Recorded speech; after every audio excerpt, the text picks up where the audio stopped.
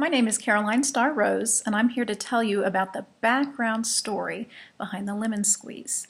Now, I happen to be in my parents' house right now. They are out of town, but I just so happen to have found this, which is a scrapbook the Little Nippers put together just a few years ago. So here's a picture of the entire crew. This is my mom right here in the middle, Polly.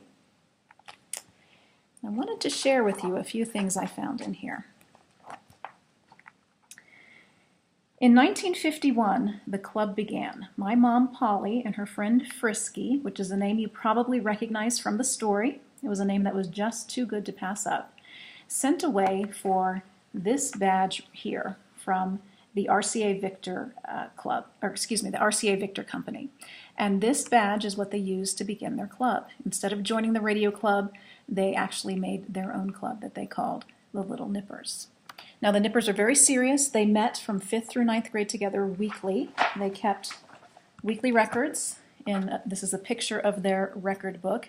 And the things that the secretaries wrote down were sometimes humorous. So let me read a few of these to you. This one says, "There were a few fights by some people, but I don't remember who." Another one says, "Our dear ha-ha president wouldn't let us say a word unless we were quiet." And this one is probably my favorite. "All but one absence was excused. Vicky just didn't want to come to the meeting. Vicky phoned and said she had to babysit. The motion was made and seconded that someone bawl out Vicky and that she not be excused. Motion carried." And finally, you might also remember the girls kept in a scrapbook something they called Love. This is where they would cut out newspaper comic strips and change the names either to their friends' names or their crush's name, so that they had a collection of all the current romances inside the club. Now, as for my own story and background with this story, I grew up hearing about the Nippers. I always thought it would be so fun to have a club like these girls did. And so the best thing I could think of doing was to write a book about some girls based on the Little Nippers. I started a book about the Nippers in 2001.